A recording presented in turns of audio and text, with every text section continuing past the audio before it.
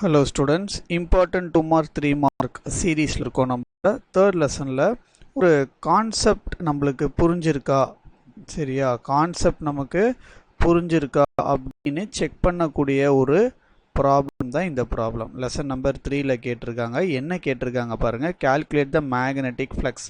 அப்போ magnetic ஃப்ளக்ஸோடைய formula நமக்கு தெரியும். என்ன ஃபார்முலா மேக்னெட்டிக் ஃப்ளக்ஸுக்கு என்ன ஃபார்முலா? சாரி ஒரு நிமிஷம்.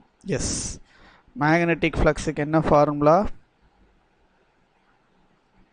phi ஆஃப் பி, கரெக்டா? என்னது? phi of B is equal to என்னது? பி டாட் டிஏ, கரெக்டா? இதுதான் நம்மளுடைய formula.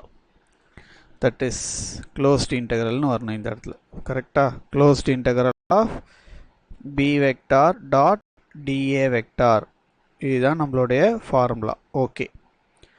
From the surface containing magnetic dipole, சூப்பரான ஒரு இது கொடுத்துருக்காங்க. இதில் இந்த சர்ஃபேஸ்லேருந்து, இது இந்த சர்ஃபேஸ் ரெண்டு டயக்ராம் ஒரே டயக்ராம் தான், இது சேம் டயக்ராம் தான், ஒன்றும் இஷ்யூஸ் இல்லை. இப்போ பாருங்கள், இந்த சர்ஃபேஸை விட்டு நம்மளுக்கு magnetic flux, that is magnetic field lines வெளியில் வருதா? வரவே இல்லை. அப்போ மேக்னெட்டிக் ஃபீல்ட் லைன்ஸ் நமக்கு வெளியவே வரல. அப்போனா ஃப்ளக்ஸோடைய வேல்யூ நமக்கு என்னவா இருக்கும்? இந்த இடத்துல ஃப்ளக்ஸ் வேல்யூ பிகம்ஸ் 0. ஓகேவா? ஏன்னா நம்மளுக்கு மேக்னெட்டிக் ஃபீல்ட் லைன்ஸு சர்ஃபேஸ்லேருந்து வெளியில் வந்தால் தான் நம்ம அதை என்னன்னு சொல்லுவோம்? ஃப்ளக்ஸ் அப்படின்னு சொல்லுவோம்.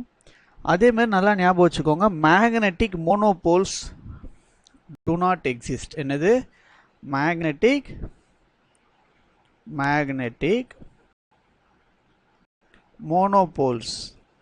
மோனோபோல்ஸ்னா என்னது? நார்த் போல் மட்டுமோ அல்லது சவுத் போல் மட்டும், தனியாக என்ன ஆகாது? டு நாட், சரியா?